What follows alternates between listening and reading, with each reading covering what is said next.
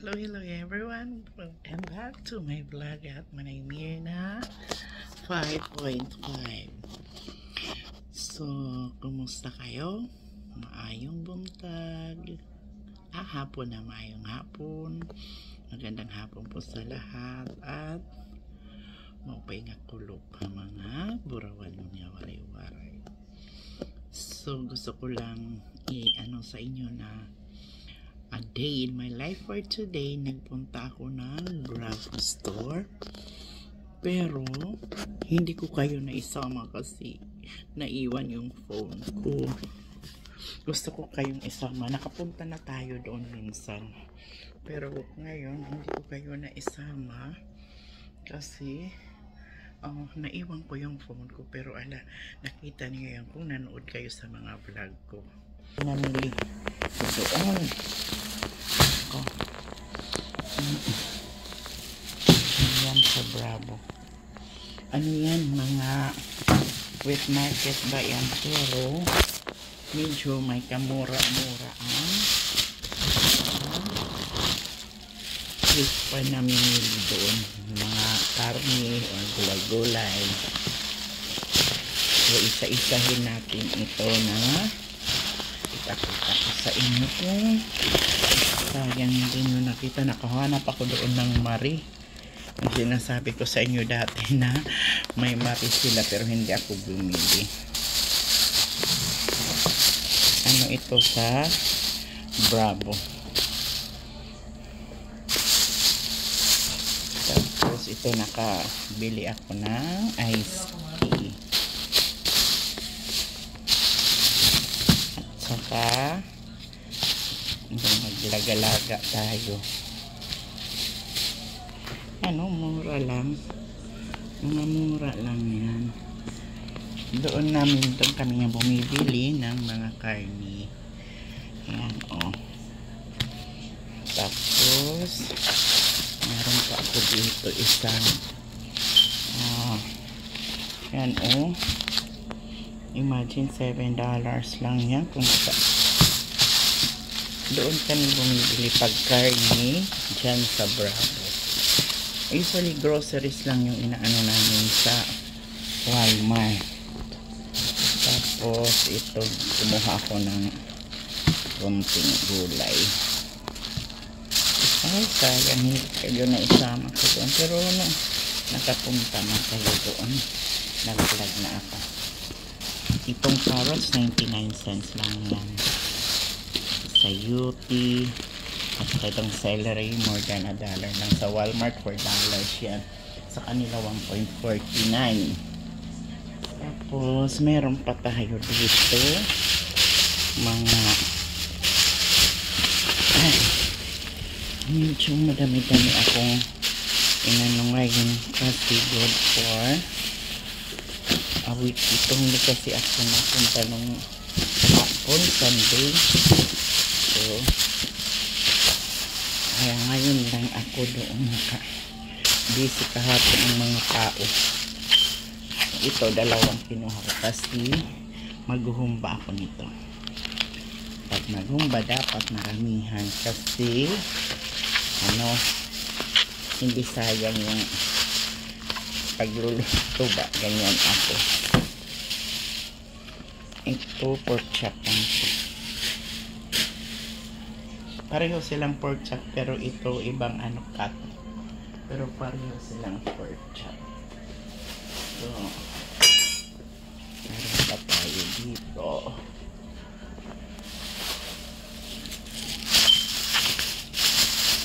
Ayan. Bumili rin ako ng chicken. At saka ground pork. Kasi gagawa ako ng Shanghai.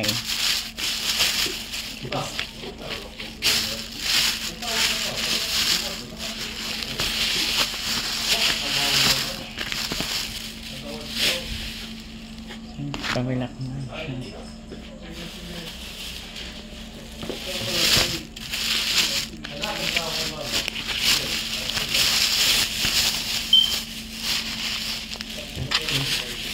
Ito chicharon na chicken chicharon. Tapos ito, ano rin, at nakabili rin ako ng isda. Hindi ito fresh kaya medyo mura. Frozen na kasi ito. Tingnan mo, oh, dalawa na for 57 lang. So kung fresh ito, mahal. Anong Blue Runner kasi ito eh. Pero dahil frozen na siya, for 57 lang. So ito ang mga binili ko ngayon. Aanuhin ko kung ano ang lulutuin ko. Medyo madami-dami rin ito. Mga 1 linggo pagkain. Umabot lang ito ng $72. Tapos bumili pala ako doon sa may Filipino store. Dumaan kami kasi gusto ni Kent ng sitirias na clover chip. Ito lang available. And my secret for my Shanghai. Tapos ito bumili din ako ng wrapper. Ito ang wrapper dito. Yan itong binimili namin. Itong lumpia wrapper, itong Magic Sarap sa Filipino store namin yan na daanan namin. So bumili ako. So ito ngayon ang pipiliin ko kung ano ang lulutuin ko. Kaya salamat sa panonood sa munti kong vlog ng isang senior citizen na nandito sa Florida nakikibaka.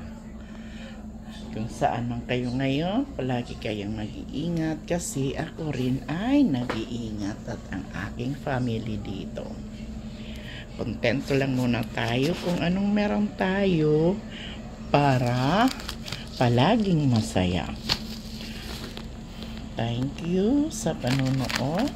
Sorry di kayo nakasama doon, pero at least nag-unpacking ako para makita nyo kung ano ang ginawa ko sa araw na ito. Kaya ito ang mga ginagawa ko.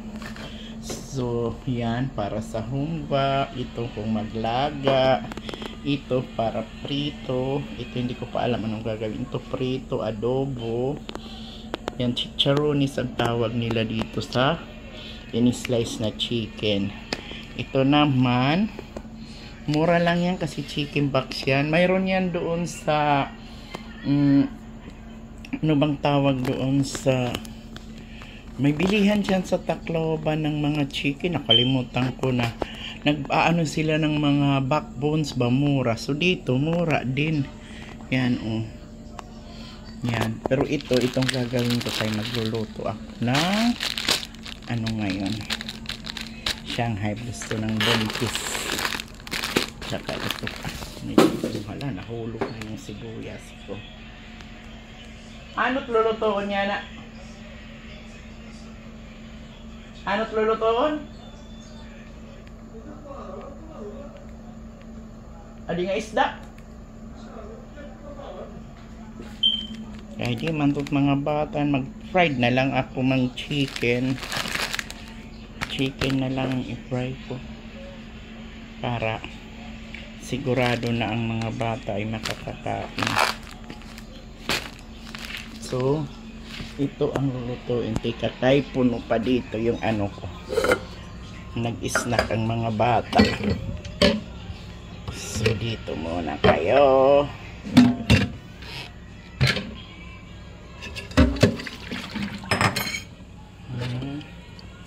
Hindi ko pa nga nailagay sa lagyan ng mga ano ko. So, itong chicken ang lutuin ko. Magprito ako or ano ba, adobo or prito. Pipili ako dito din dito. So mahinsa ngayon.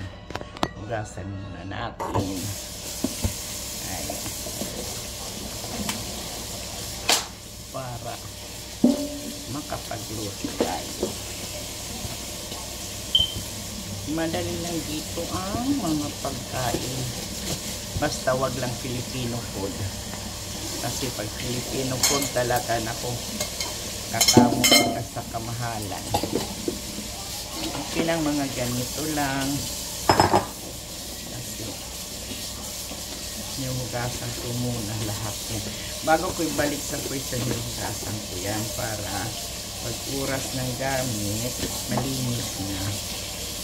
At least ito hindi pa frozen na, hugasan mo. Kasi kung frozen na, mahirap mag pag gusto ko nang gamitin, dapat na siya.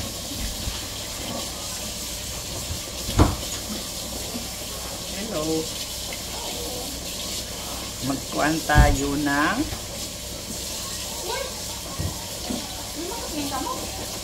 nagpalit.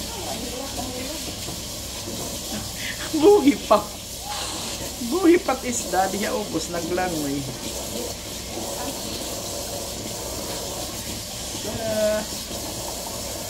Muna ako.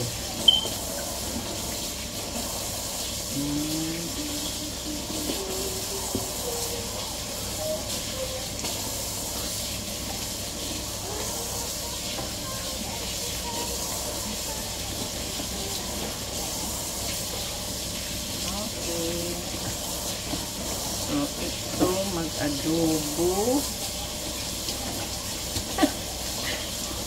Ang buntis, diba? Galing pa lang siya ng work. Dapat hinuhugasan muna lahat yung mga karne para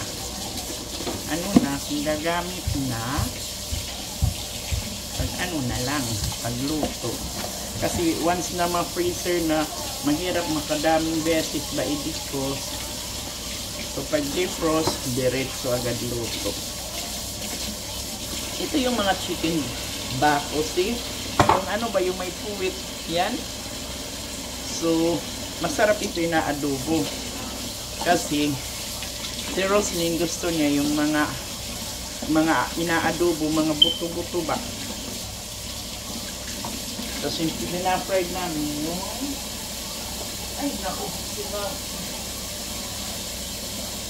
yung pinafried namin yung mga